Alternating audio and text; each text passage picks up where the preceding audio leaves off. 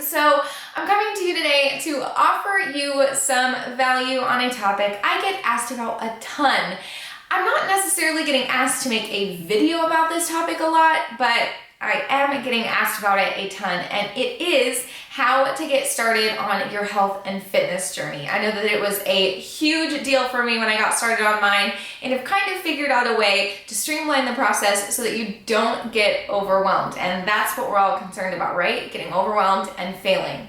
So with that being said, I am going to be posting on this YouTube channel once a week, every week on Thursdays. So if you're loving what's going on my other social media platforms, or you really would like to see more videos on lifestyle, motivation, organization, health, fitness, natural beauty, all of that great stuff, then go ahead and make sure to subscribe to this channel so that you can see them every week when I post them. So I'm just gonna go ahead and get started. It's gonna be kind of a chatty video. There won't be a whole lot of edits and screens and wonderful music and overlays, because I know that you just want somebody to give you this information and tell it to you straight. How do I get started, Carissa? So that's exactly what I'm gonna do. I'm just gonna tell you exactly how to get started in the most concise manner that I can. So, number one, you need to set goals. And I know you're thinking, I knew that was gonna be number one. Everybody says that. Well, that's because it's true. You've gotta set goals. So we're thinking short-term and long-term. But here's the kicker. I don't want you to make any goals that are any longer than 21 days. And I know that people are gonna disagree with me here. I think that you should have an idea of what you want to accomplish long term. Mine is just to be the healthiest version of me.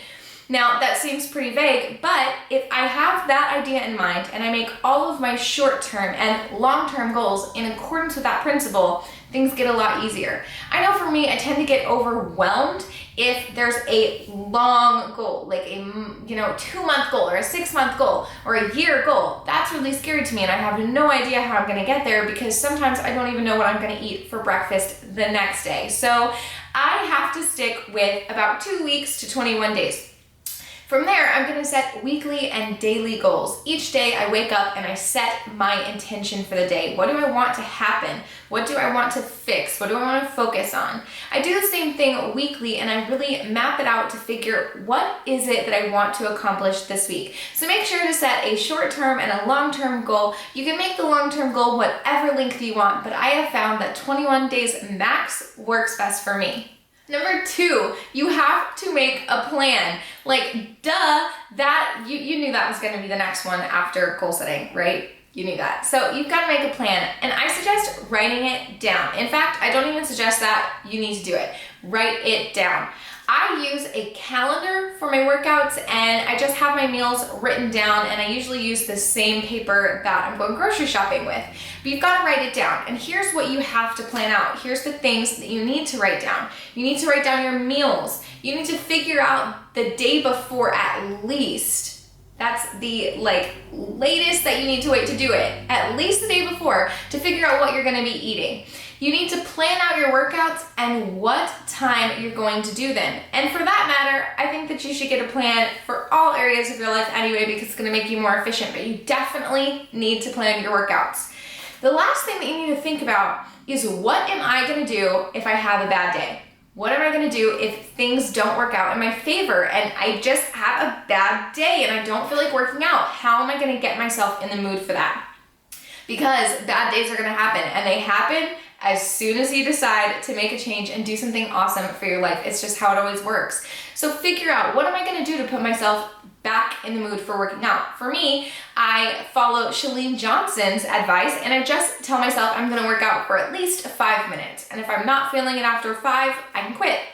Most of the time, I'm still feeling it after 5 minutes, and I'm ready to keep going.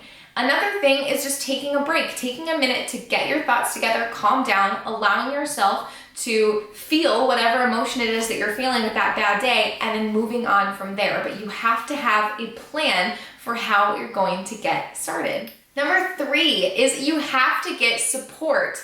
Tell a friend, tell a family member, tell somebody what you're doing and why you're doing it, and get them involved. Get in a group maybe. I know that I was not committed to my health and fitness goals until I joined a challenge group. If you're looking for a group to join, I run them and I would love to have you in ours, but find some sort of support or some group to hold you accountable or a person to hold you accountable. If that's still not for you and you refuse to get a group or tell somebody about your goal and you just want to be inside yourself about it, reach out to social media. Social media is a great platform for inspiration.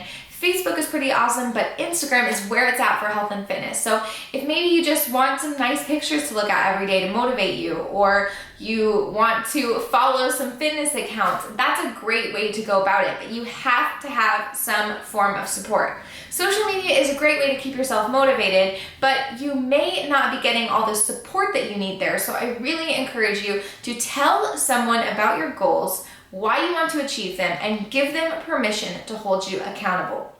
That's what we do in our challenge groups. That's what I do as a coach. I hold people accountable to their goals. I help them get there. And if maybe something goes wrong or they slip up, we're able to brainstorm together on how to get back on track. So definitely tell someone about your goal and get some sort of support.